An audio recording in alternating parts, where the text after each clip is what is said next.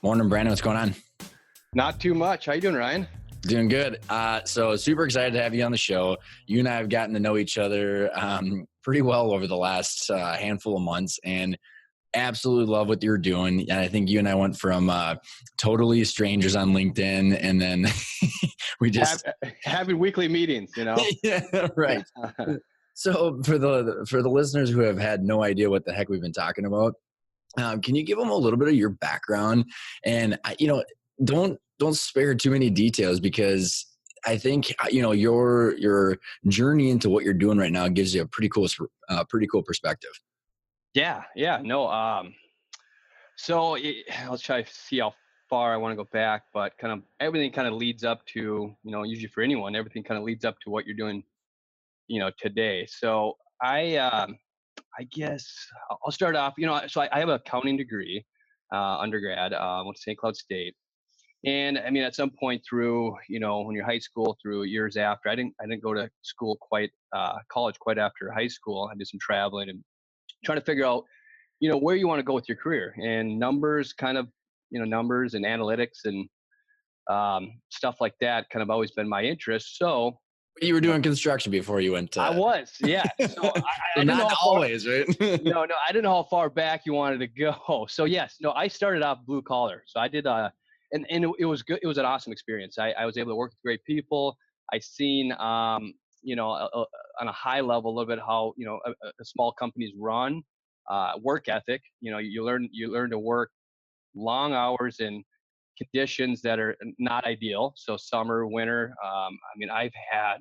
It's just interesting the amount of different jobs that I had before I went to the, I guess you'd say the white collar type business. I was roofing, painting, finished carpentry, so all these little things which ended up figuring out that's not what I wanted to do for a career, but good experience nonetheless. So from there, I ended up going into accounting, got my accounting degree, kind of went the typical route, but went public accounting at a big company, regional company in Minnesota here, Baker Tilly.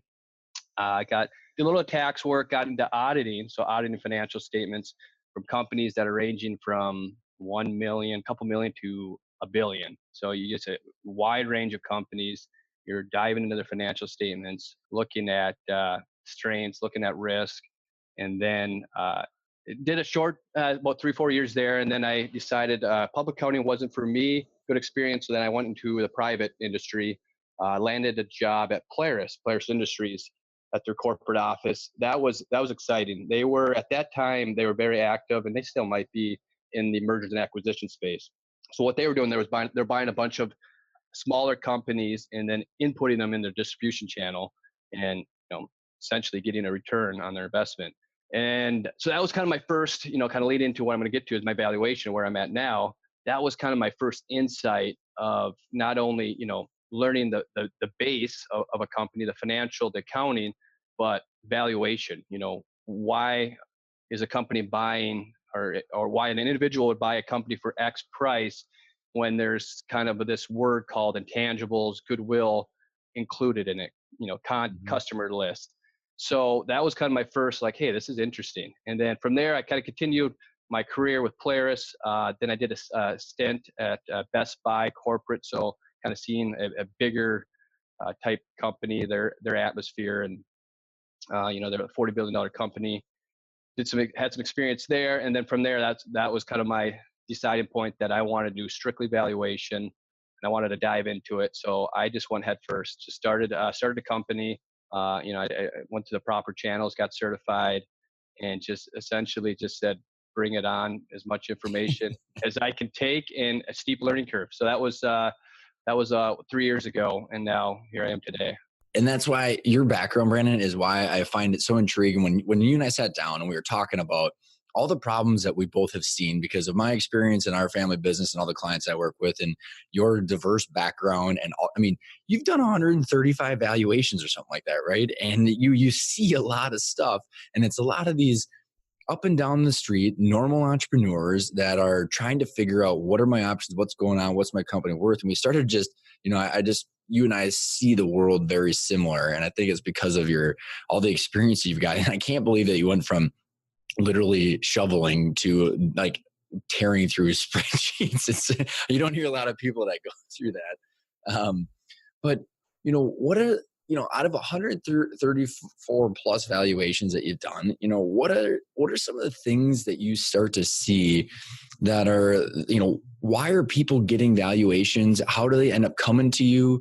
And what's like, you kind of follow my thought process, because you're getting these clients for a reason, and what is the interaction you're having, and what are they looking for, and what are the questions that they usually have? Sure. Yeah. I guess so. Can I give you a little background here? So, For sure. when I started, I probably, was thinking, I mean, we're thinking a lot of the same things as how, we're getting for these business owners. There's issues. They're trying to figure out what they should do. A lot of these businesses are, owner operators. So, I mean, maybe under 5 million, or they're in the business. It's most likely their biggest asset. It's their investment. It's their retirement. And, unfortunately, a lot of them are, when it comes to what they should sell their business for, what kind of value do I have in this, they're left looking for answers.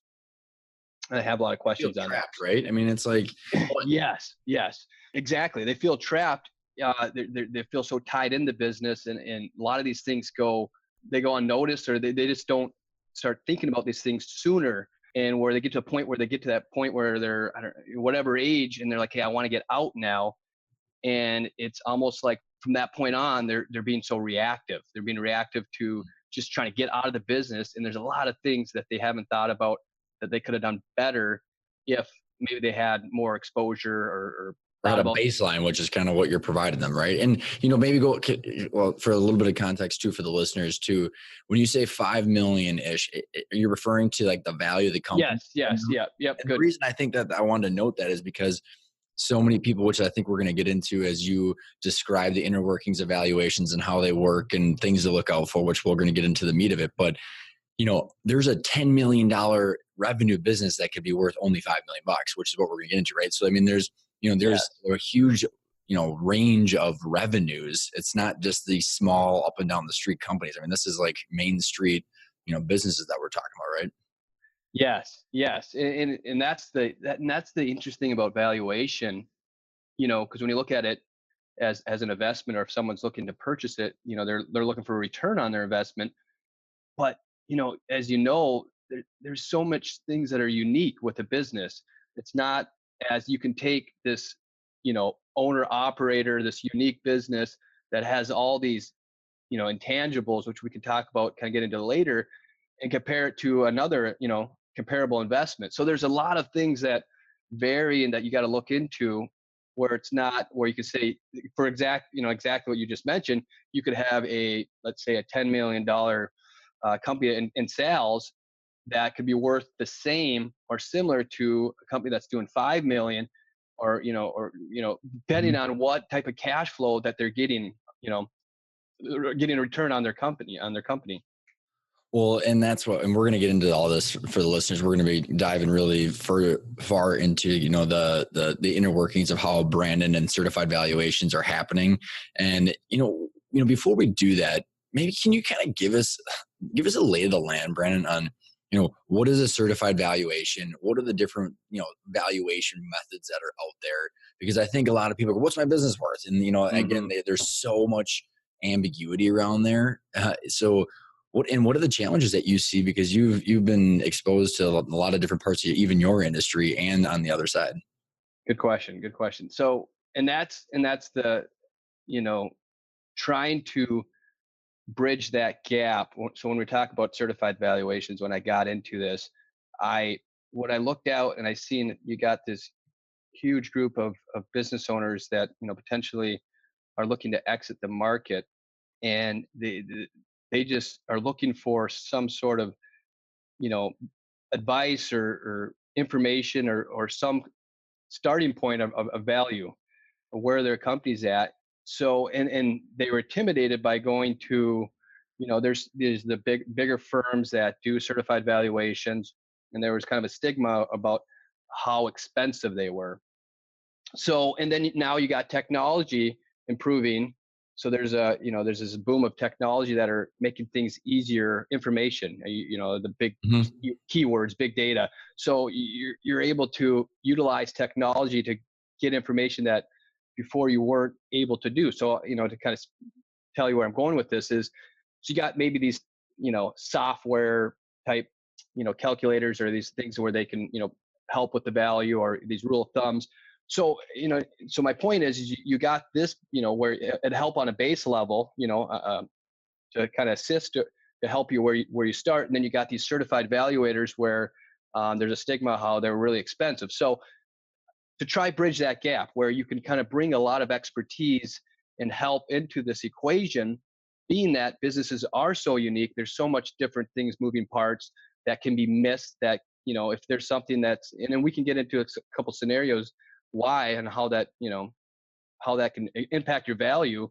But essentially, let's try bridge the gap where I can do a certified valuation, or I can look at some of the things your businesses are doing and how it impacts your value.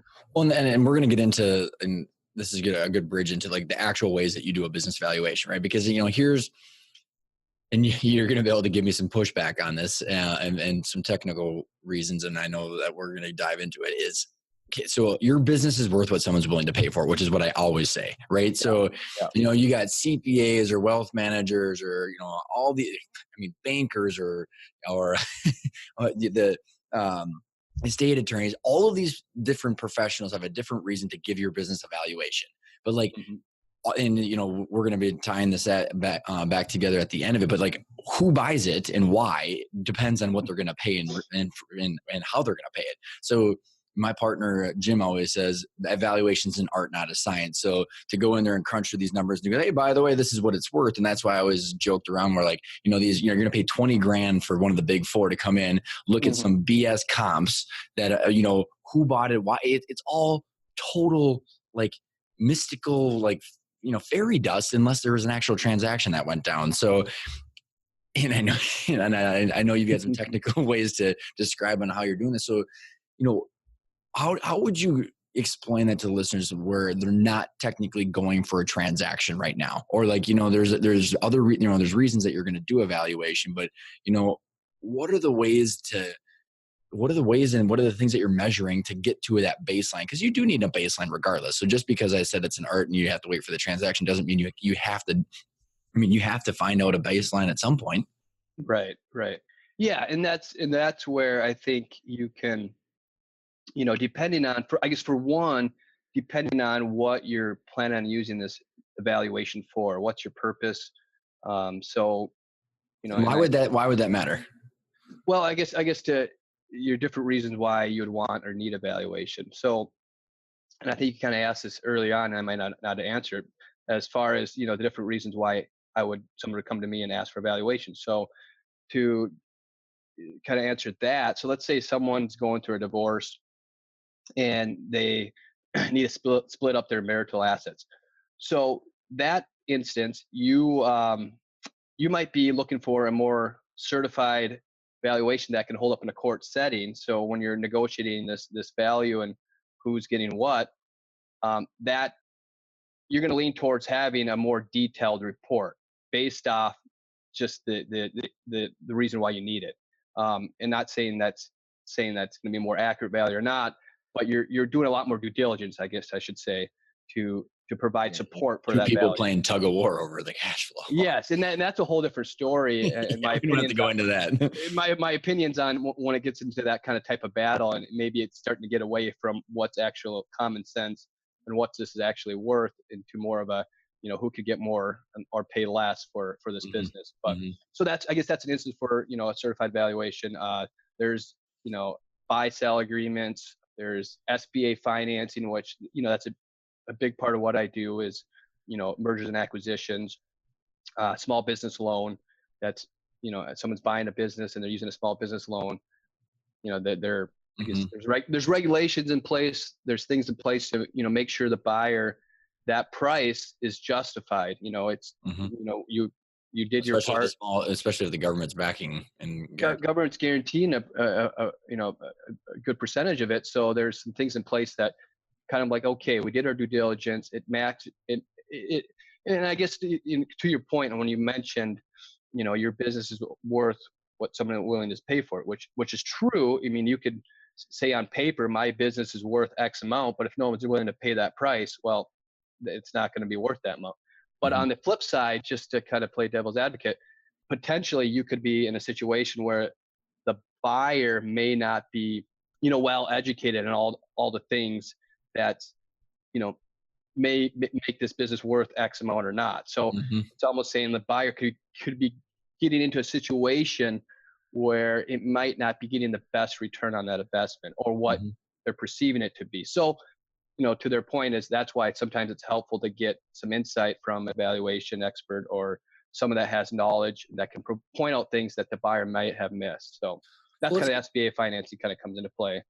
Well, and I think let's dive into, for the listeners, like, how is a business valued? Because there's a lot of, the common stuff that's out there is a multiple to EBITDA, right? Oh, Yeah. my industry gets the 3 to 5, 3x. or like, Yeah. I heard my friend got 11 times, and all right. There's all these different things that are thrown out, but regardless, let's take it, from, you're just trying to value a company.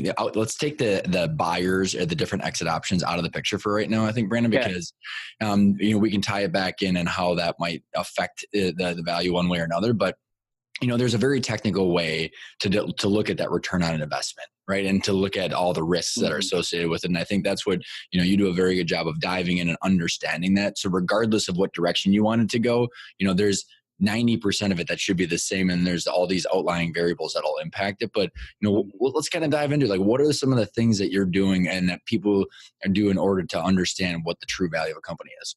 Good question. So, and that's the beauty of valuation because you can make it as complicated as you want, or you can make it, on a higher level as simple as you want. So there's a lot of different variables into valuing a business. So, and I'll try kind of take it on a more of a higher level approach because there's people in my industry that you can negotiate and argue over it, just one little aspect of evaluation. So get to your point on multiple of EBITDA. That's probably the most common, or a lot of people hear that. Am I getting 3x, 4x, 5x? What's my EBITDA? So to kind of walk you through that, where there could be some issues with that, how I, am valuing a company is where you got your cash flow. So you got an equation. Essentially, you got your equation on the top. You got what type of cash flow does this business produce, and then the bottom of your equation is it could be a multiple, capitalization rate, discount rate. Essentially, that is what is my risk of this cash flow continuing in the future. So Mhm. what is my return? So all Mhm. these things, those are the two, really every valuation of a business is those are the two things that are going into it. So And then can I pause for a second there too, Brandon? Because I think, you had mentioned it earlier where, so when you said whether it's discounted cash flow, cap rate, or the multiple of, I mean, what you're referring to, and you mentioned earlier, it's the asset and the risk associated with an asset because it's technically an investment, right? So everybody in real estate knows the cap rate, and yep. everybody in stocks knows their rate of return or the PE ratio. So there's you putting money in and you're getting money back, and that's essentially what you're trying to determine. What's the value of that, and what's the risk with it, right? Yeah. So to kind of further explain the bottom of that equation, the cap rate or the multiple. I mean, essentially like any other investment. If you look at, if you talk about real estate, everybody, you know, most of the people that understand that cap rate. It's going to be a lower, I don't 6 to 8, 4 to 8%, being that that's a more lower risk investment, or it's a more easier way to calculate what kind of return I'm getting on this asset. So same thing with the business is you're going through these processes, looking at everything inside the business that comes to what is your rate of return, what's your risk, um, what's what's if I'm investing X amount into this business, I want to have some sort of return back on that investment. So that's on a high level, that's what this is all about, and how to get that is you go through these different methods as evaluator, and we can kind of get into that, where you're Well, looking at it. yeah, why don't you dive into, maybe just for the people that I find it 50-50 people that understand EBITDA and some people that don't. Yeah. But you call it free cash flow, seller's discretionary earnings, all these different things. But like, how do you find that top of the equation? Because there's a lot of games that get played on, mitigating taxes and like, all the different things. But like maybe kind of, how do you find that? How do you actually find the true number there? So again, that's a really good part where it comes to the art of evaluation, because you can have. I mean, if there's one part of the equation that's not accurately capturing what's going on, your value is going to be off. So, Mm-hmm. when you talk about EBITDA, earnings before income, taxes, depreciation, and amortization, there's businesses that are going to have a, I guess, incentive to have that as low as possible for tax reasons. Mm-hmm. So, there's different methods to try to keep that low, or, you're looking at, so when I look at it, kind of talk this through. So when I look at a business, what we're trying to figure out is what is the economic benefit of that business? What is the normalized cash income that business is going to receive on a yearly basis. So that being said, what we got to look at is to get to that, I guess, normalized EBITDA, or get to some sort of, free cash flow. What money's coming in the door and what money's going Money's out? going out. Yep. Yep. And so you look at it, you go through this is where, when I'm talking through the different business owners, where they don't quite understand is, when we bring up things like personal expenses, it's like, this is a point where it's very important to look at your financials historically and be able to quantify and identify expenses that are, not related to business, and that's, something where some of the benefits of being a business owner, and it happens all the time, where there's certain expenses that are, vehicle expenses or gas, or certain, personal expenses that are getting run through the business. You gotta identify those and pull and add those back, or, use some sort of approach to capture those. I gave a presentation to this group of business owners, and the funniest quote I ever heard was, "There's not one of us in here that know how much tires cost." Because Right. it's just expense, and I've It's never an expense. bought some. Never bought them. It's just an expense, and that's the thing is, and it's funny when, when I'm talking to certain business owners, it can become kind of a touchy subject, where it's like, wait a minute, what? I mean, I don't want to just let you know what type of expenses I'm running through the business, and fair enough, fair enough. You don't necessarily, that's essentially the valuation. The more information that we have, the more, I guess, accurately that we can capture, what the value. So Well, and let's dive into why that matters too, because and I want to make sure that we also touch on it, as we're talking about this normalized EBITDA, Brandon. I think it's so important because, yeah. So like, if you think about the flip of that is, okay, so if I have like my insurance, my car, my truck, my tires, my gas, I mean, like random trips, because yeah, it's quote unquote a business trip, client trip. But by the way, we stayed an extra 3 days in Florida. I mean, yeah, all those kind of things. Let's say it's like even just your car. Let's say it's 20 grand yep. a year, right? So then you got that 20 grand, and I'm curious on how you, like, as you're going through this and you're applying it to the equation, but at 20 grand a year, if you're multiple, and I want to make sure, I want you to describe in your terms of how like what that multiple means, but that multiple is applied to that EBITDA. So if it's 20 grand a year and it's times 5. 5, I mean, that's 100 grand that you are not getting because Yes. your EBITDA is 20 grand less because you didn't want to talk about that truck. Exactly. And that's where I think it's important to kind of lay that out so they understand on their end, where, on a multiple side. So it's that equation that we were talking about earlier. On the top end, you got the cash flow. So if you're not capturing 20,000 that this business actually, produces, by taking out the personal expenses that are not relating to the operating company, then on that bottom end, it's like whenever. So, when we go through calculating our, when I look at a valuation, I do a multiple of methods to get to, yeah, at the end of the day, you can look at it as a multiple, look at it as, whatever that is. So, and to kind of describe that a little bit is, so when I do a certain income method, I'll look at a capitalization rate we talked about.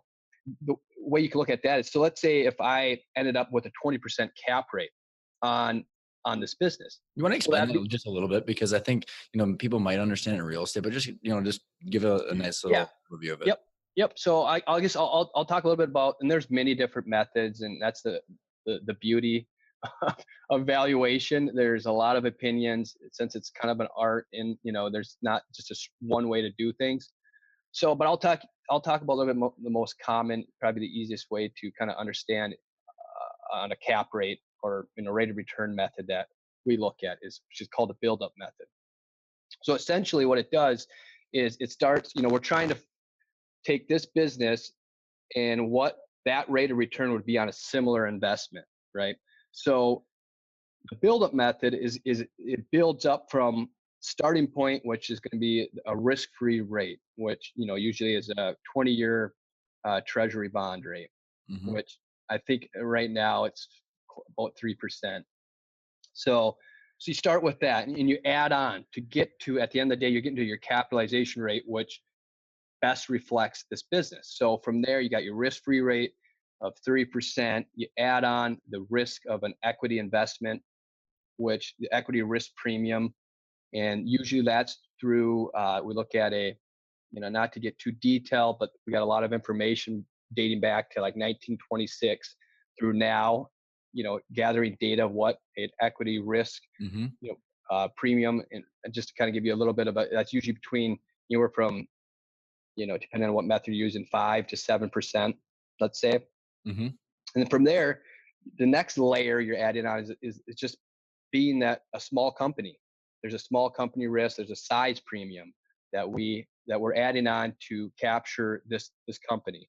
Being that there's certain things that just being a owner operator or a company that's smaller than some of these companies we see as a public company, there's certain challenges, there's certain risks that you're taking on being a small company. So we add another layer, which Mm-hmm. again, just for simple calculation, we're anywhere between 5 and 6%, Mm-hmm. and that's through a lot of research and data that we use and and study. And from Mm-hmm. there, we got an industry risk premium. So again, this is things that this is kind of good to talk about. So when we're talking about multiples, when someone just says 3 to 5, well, look, guys, there's differences between which industry you're in. Let's say, for an example, let's say if you own a liquor store, you're not the owner of that doesn't have to be tied to that business. If you're going into a liquor store, how well do you need to know that owner, right? So you could be Mm-hmm. hands off, you can be less tied to your business, and you're still having people coming in and buying your product.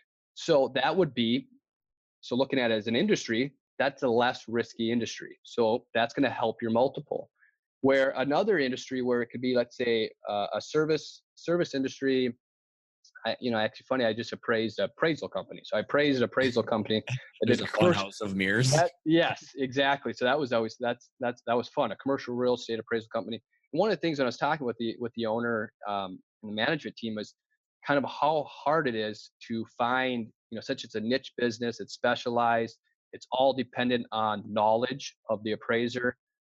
So it's a lot harder business. Your market, your industry, there's things that are riskier. It's harder to sell. So that being said, that's going to have a little bit of a lower, I guess it'd be a higher risk, a lower multiple. So if you kind of understand the inverse relationship of that. Well, and as you know, just to kind of even tie the multiple and the cap rate together. I mean, the multiple, and you might have a better way of articulating this, but the multiple is how many years they're willing to pay up front for that cash flow, right? I mean, so it's a directly related, so a 3 is I want a 3-year return on the investment. Yes. Is there a Yep. better way No, to say that? no, I think that's, I mean, my problem is I might try explain it in some other way and we end up confusing. So that's a good way. That's a good way. Just a simple, we'll keep it with that.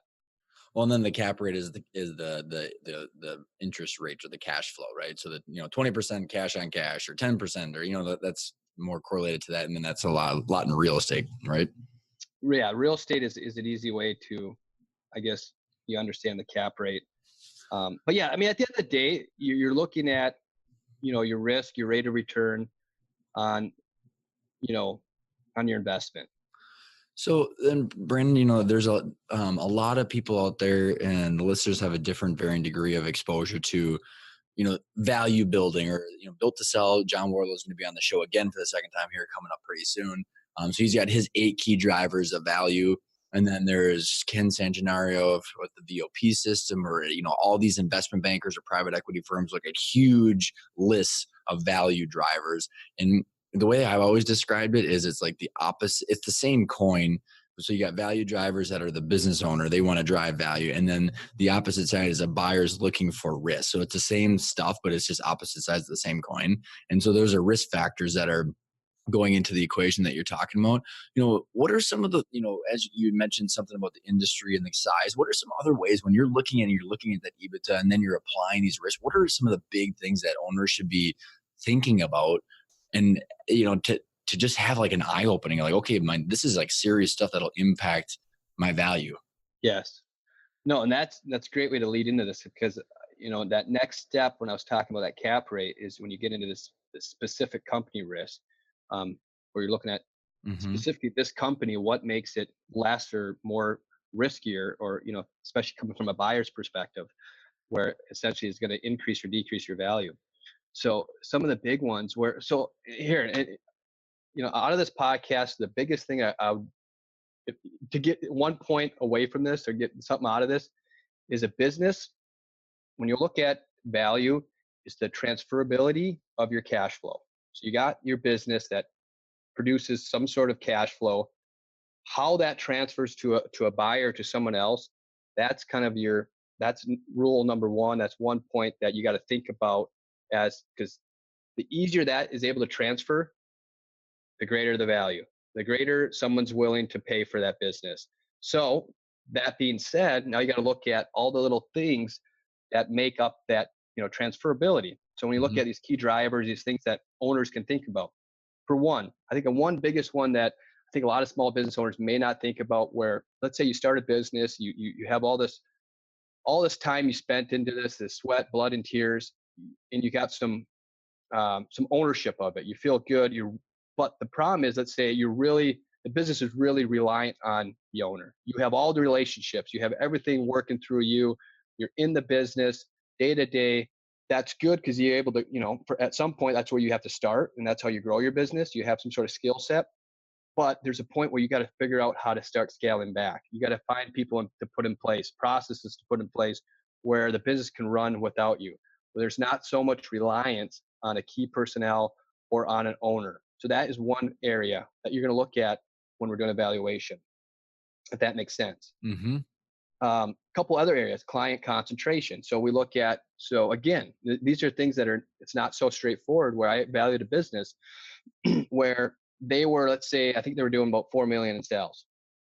They landed a huge client that drove their revenues from 4 million to 12 million in 3 years.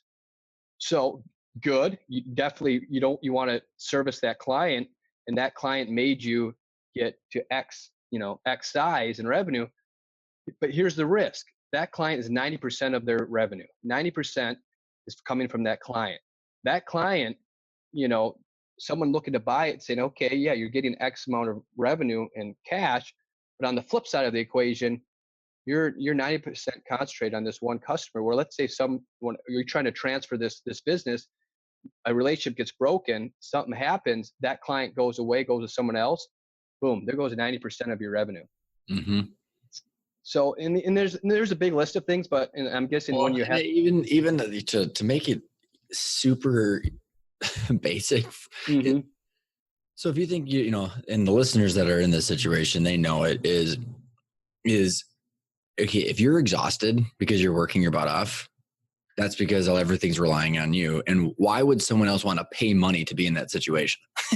And then, the same stomach ache that you go to bed with saying, God, I hope Target doesn't fire us. Why would someone else want to pay for that stomach ache and pay a premium for it? So it's like, exactly. It is really just the feelings and the energy and the emotions that the owners have. Like, building a machine and a transferable cash flow is good for everybody. It's a better business to be in, but it's also worth more money, because people, why wouldn't, if you could pay some money and you got something that kicked off a bunch of cash, why wouldn't you want that? Exactly. I mean, of course, it's easier said than done, but that's why these are good conversations to have, and these are good things to for business owners to start thinking about.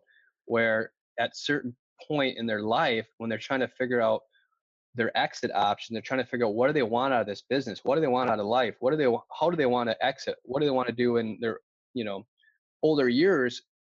You start thinking about this sooner than later and figuring out, okay, is there a way I can start scaling back on this business where I can get things in place to run without me?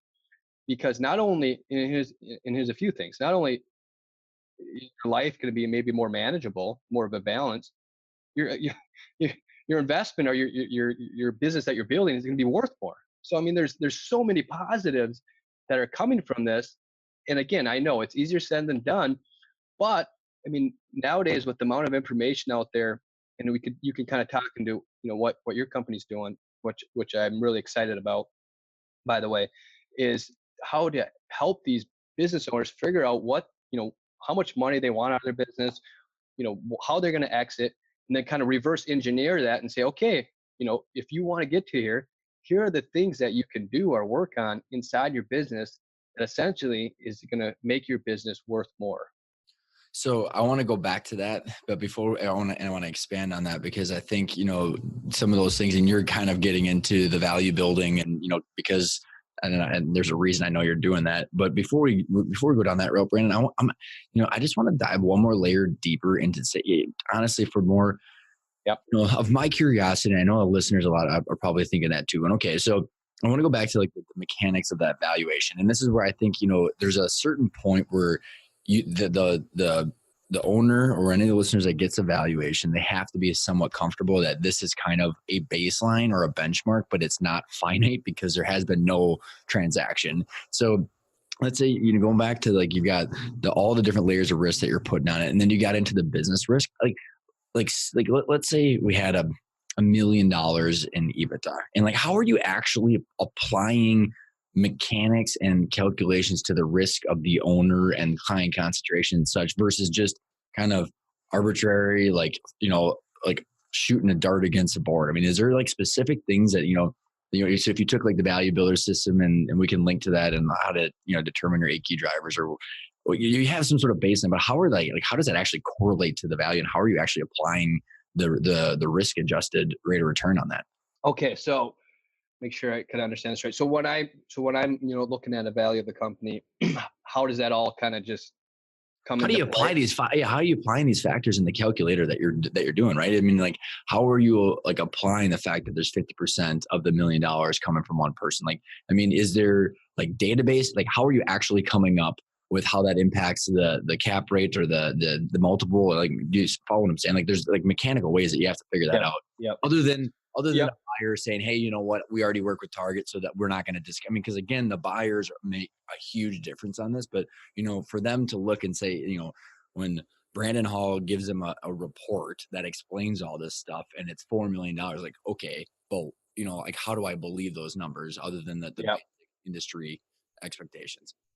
Good question. Now, okay, so to kind of go back on when you're looking at a valuation, or if you get a certified valuation, some of the things, kind of how it's and that's why even for me, I'm continuing to try improve my report, based off the reason. So if a business owner is wanting a certified valuation or a calculation of some baseline even to that's my client. So I want to, within the standards, I want to develop a report that's very user friendly that they can point to and see, oh yeah, this is how it's impacting my value.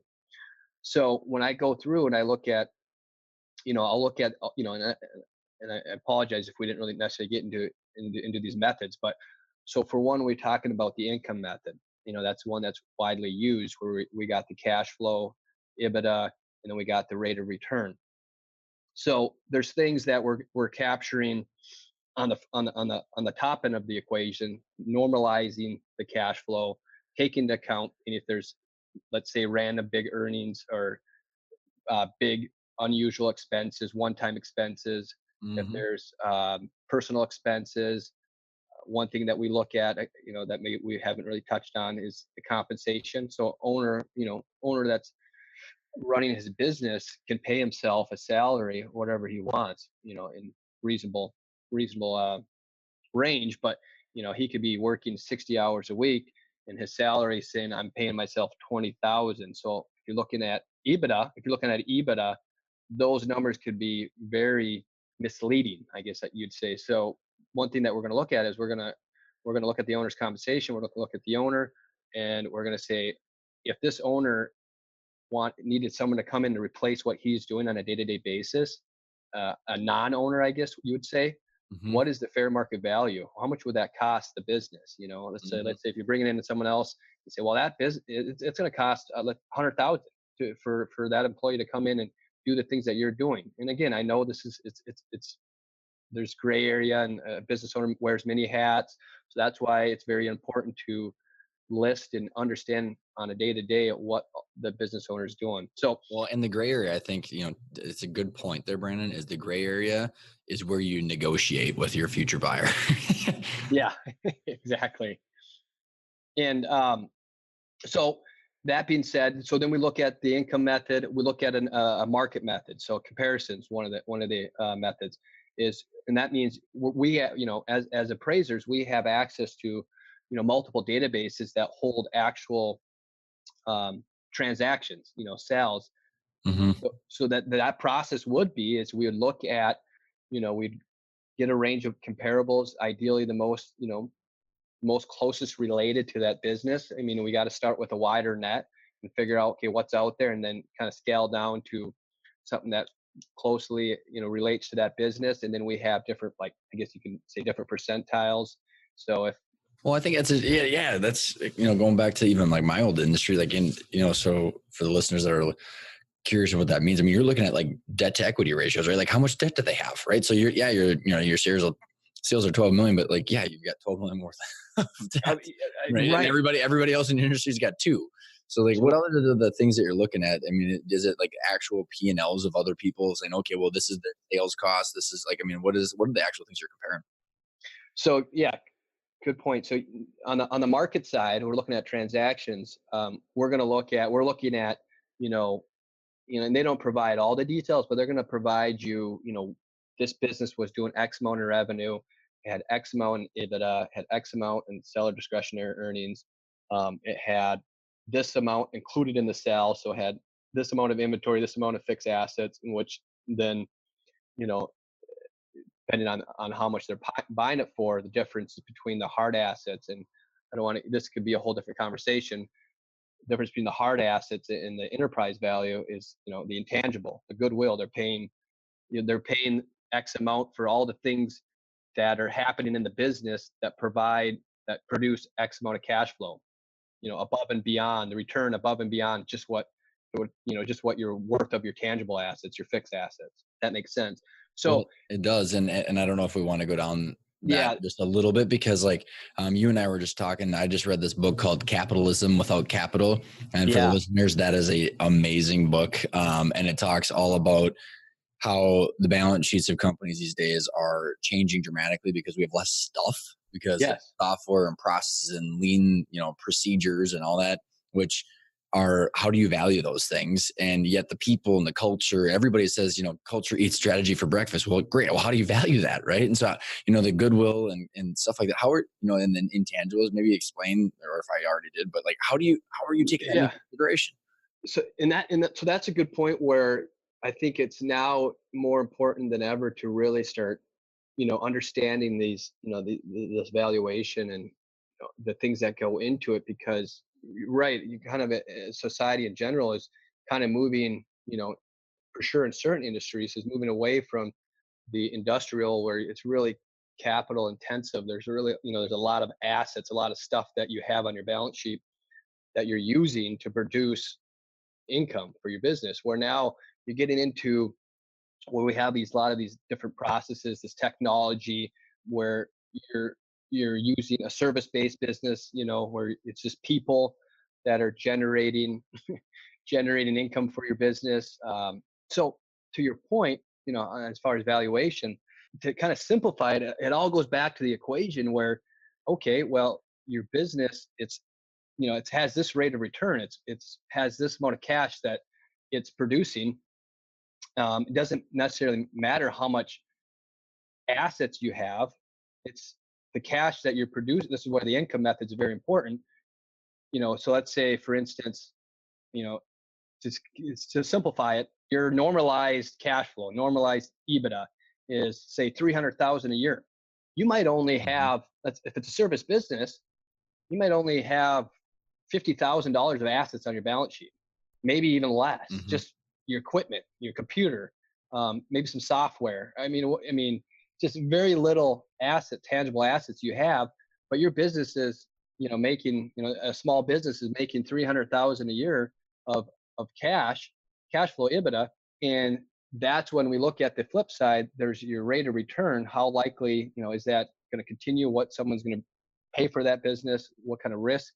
So, boom, from there, let's say if you multiple five, that that business, let's say a multiple five, and you have 300,000 for simple point, that's 1.5 million in value. So you look at Hmm. that and say, okay, someone's willing to pay that amount. You got 1.5 million in value. Your assets, your tangible assets on your balance sheet is 50,000. Well, that, on kind of to make it simple, well, you got 1.45 million in goodwill, intangibles, and so to Hmm. kind of tie that Hmm. back, so that intangible value is everything that's related into that. So it's your relationships with your customers, it's your client list, it's your employees, the employees that you have that are out there servicing your customers, it's your procedures, it's your operations. So that means your documents. If you have things that are, everything's documented out, you have your processes, everything's running smoothly, well, that's going to go into your value, your intangible value, all these things that make up your business that people, it's hard to kind of understand what is goodwill, blue sky, all these, things. What is it worth? These are all the things that essentially, at the end of the day, people, what they're buying a business for is how much cash are they, what kind of return are they going to get on it? And and I think you brought up a lot of really good points there, Brandon. And I think to expand on that is Yep. how Yep. transferable it is, right? So let's say, I mean, because you don't have, Warren Buffett always he used to look at the balance sheets before there was an internet, and it was like, okay, well, worst case scenario is this thing, I liquidate everything, and the balance sheet is worth more than the enterprise value that it's on the stock market right now, right? Well, you can't really do that anymore. So when you're looking at that 300 grand, what is my confidence level that that will continue in the future, right? And you alluded to a lot of that, which is systems, right? Do you have a project management system? Are you showing, like, how people are allocating their time? Are you not engaging with the customers, but Hmm. you have an employee that's doing that, right? So I mean, all like, you nailed it. It's like the Yep. transferability of that cash flow. I actually, you and I both know John Thwing, and he from the quote unquote Yes. SBA guy, and he, when he does some of the financing, I'm sure he's done some Hmm. valuations for him, but he says, yeah, he does a lot of digital online companies, e-commerce. He goes, sometimes there's just a domain and a flash drive at closing that for some Yeah. $5 million And companies. it can seem crazy, like you're paying 5 million at closing. It's like, here's your flash drive. Here's my my number of my business, my phone number, and my domain name. There you go. Good luck. And that's the thing is, and where I think it's very important that we're having these conversations, we're digging into it, we're getting into the details to kind of show how that's all coming into play to get these values. And then now you can apply that to any business you can apply that to, where you can say, okay, now I can figure out how to work on getting people in place where it's not so reliant, the cash flow is not so reliant on me. I can diversify to a certain extent some of my clients to that way. If I'm buying if someone's buying my business, and let's say one client, based off the relationship that I had, decides to end it and go somewhere else, that's not a huge risk. It's not a huge impact on your cash flow. It's a diversified portfolio of Exactly, clients, exactly. So realist. there's Yep. and you we could spend all day talking about all the little things that go into just running a business, and what things that you could focus on, and that's why I think the importance of it. Where and I kind of want to touch based on evaluation. Of course, it's good to talk about. Evaluation report is helpful, depending on what the business owner is doing with it and what they're getting out of it. But from there, so that's what I was getting to. So that is exactly why I'm kind of hoping to get more into in That's why when we connected on LinkedIn and we ended up having, a conversation and coffee and talking, where I got really excited because unfortunately, I think a lot of people, a business owner or someone will order a valuation. They say, okay, this is something that I have to do, to start this process. They go through, I go through my process. I do my due diligence. At the end of the day, I'm providing my opinion on the value of this company. At the end of the day, they get a stack of papers, a report. They take that, they look at the number, and then they put it in the shelf or put it somewhere, and they don't look at it and they don't touch it until they're ready to sell. So that is my trying to. So that's what I'm, excited with what you're doing is, okay, you get your value, dive into it, understand what are the key drivers, what are the things that are helping that value or not helping that value. Okay, now you got that starting point. Let's say if you want to exit in 3 to 5 years, okay, here's all the things that you can be doing, working on to, on a daily basis or a monthly basis to improve that value. Where the second time around, especially, let's say, okay, I don't want to go off on a tangent here, but especially let's say if you got your initial value and you identified some things, you started working on improving those, getting things in place, processes, employees, you're scaling back from being so tied in the business. And then 3 to 5 years from now, you have all this support, all this stuff that you've been documenting, working with, professionals or individuals to help you get to X value or X, exit point. Now, when you go present to a buyer and you're ready to list, or and that's some of the stuff that you can maybe talk about on maybe not in this podcast, but now you have everything in place and saying, here's why I believe this is why I'm selling my company for X price, instead of saying, oh, my EBITDA is X amount and I just picked three. That's what you should. or like, what do I you don't think know it's worth? yeah, I mean, I literally just got a text from one of my friends, and he's gonna know if he's listening. Is yeah, we're just waiting to have the buyer just shoot us what they think, and I'm like, that's the worst idea ever. Why would you Why would you leave it up to someone else? Take control of exactly. the And situation. honestly, this is a chance where you can do your homework, your due diligence, because you know your business more than the buyer.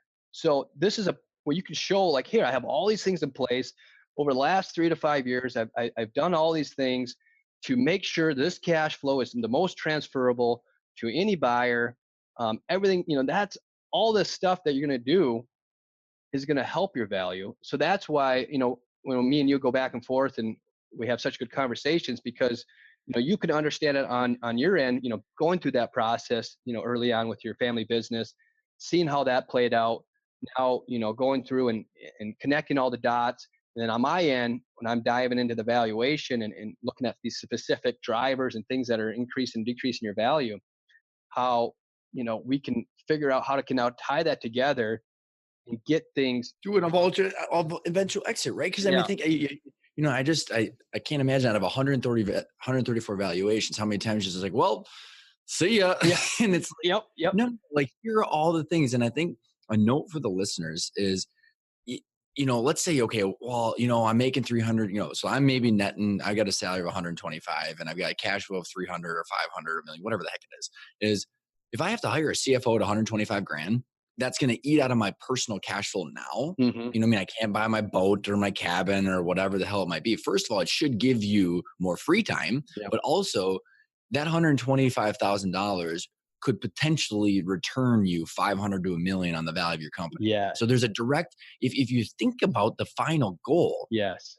these are investments. It's not just eating out of your pocketbook, which I think so many people play games and they're like, well, great, great. It's all about the annual, when they don't realize they're screwing themselves in the back end. And that's an awesome point that you brought up, and to kind of tie this all together is exactly, you're making that initial investment, but you're going to get so much more return on the back end once you have that management, that key executive in place, running everything and getting up to speed. Then on that back end, you're going to get that return far more than you trying to save 100,000 yourself and doing everything and working 60, 70 hours a week. And who wants to do that anyways? Who wants, Right. you know, It's not a good sales pitch anyways. right. It's like, here's my business. I work 70 hours a week. I'm overburied. I'm stressed. Here, please take it and buy it from me. Oh, doesn't it sound intriguing? Yeah, you're giving me $2 million for that. And Well, and I think, just to kind of start to finalize the the conversation here is I think even in light of your exit option, which you and I have talked about a lot of, okay, so all of these different things in your value, that gray area depends on who's buying it. I think what you've been talking about, Brandon, is there's ways to do all this. And at the worst case scenario, you have another financial buyer that can buy your cash flow because they're an investor, right? But the best case scenario is you're driving towards a specific outcome, whether it's a family transition, an ESOP, or a third party strategic buyer, and you're doing strategic things so that way they'll want you. And worst case scenario, you've made a transferable business and then you can sell to any financial buyer. So I think there's just so many ways to tie what you're doing and then like have it as you've given them a peer into the looking glass, right? I mean, like otherwise they're just running blind. Exactly. And that's the nice thing about having a business owner take some time to go through these things, to kind of understand them, and to, and not, and to organically grow and make the business worth more, right? So it's not like, I'm not saying, because some people, I think they get so focused on the EBITDA or their P&L. So what they're doing is, and I had this experience just recently where a buyer, this is his mindset was, okay, I'm selling my business in a couple years, and it was a landscaping company. So he said, I'm going to stop updating my equipment. I'm going to stop maintenance my equipment because it's saving me money, right?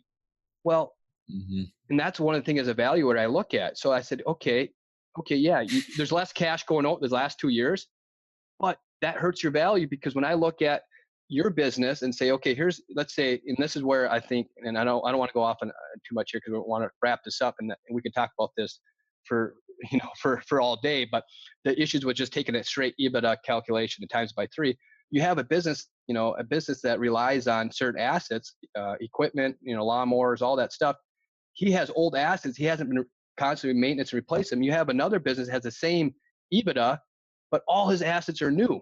Well, I'm going to look at that and I say, well, that business is going to be worth more because I know when I'm projecting out the cash flow, he's going to have less capital expenditures going forward, where the Mm-hmm. old business is going to have all these replacements to kind of catch up after the new buyer. So that's going to hurt his cash flow. So that's one of my jobs is looking at that and capturing that. So, and just to, Well, and even to expand on that, Brandon, and then, and like I said, I know we could go all day, but yeah, do what's intelligent, right? Don't play the games like that. But if you have a plan in place, so let's say you're due, like for example, I mean, personal experience is we sold to a third party competitor, right? yeah, And I was due for about, oh God, 150, 200 grand worth of expenditures for my servers, all this stuff, right? I mean, like it was a ton of stuff, but we literally didn't need them. And it wasn't an EBITDA sale because yeah, there was strategic synergies. yeah. So like Be be smart. intelligent. Don't, right. Yeah. Yeah, So do what you need to do. But that's why if you tie into the end goal, you don't have to. I mean, what we did do that was stupid is we spent about 400 grand over the course of the 18 months prior rebranding. That was dumb. yeah, yes. No. Like shouldn't have done that, but it would have been really good for any like financial buyer, but like we didn't get the return at all. So I think it's just That's a good point. that exactly what you're talking about, but then tying it to being smart. What's the ultimate game? What's the So ultimate game? Yep. What's your, and that's where there's each business could have a different, each business owner could have a different exit option or what they want out of their business or who they want to sell it to. So again, going back to your point, figuring out your exit option, figuring out what you want, then going back and reverse engineering and what are the things that you can do today. So the things you could do today is figure out what your company's worth if you don't know it, and that's what you do. So for the listeners that are wanting to get a look into their fortune cookie, what is the best way to get in touch with you? Yes. So you can give me a call. Give me a call anytime, 763-777-7140. So and that'll go, to my number. And otherwise contact me email, brandon.hall@bghvaluation.com. And then all that's Uh, information will be in the show yep. notes as well. Yep. Otherwise you can, I know if you have a link from my website, you can hop on there. You can see a little bit of what I do, some of the services I provide. You can order, you can get in contact with me for evaluation then. So yeah. Well, Brandon, I had a blast, man. Thank you so much for coming on the show. Love it. Thanks. That was awesome.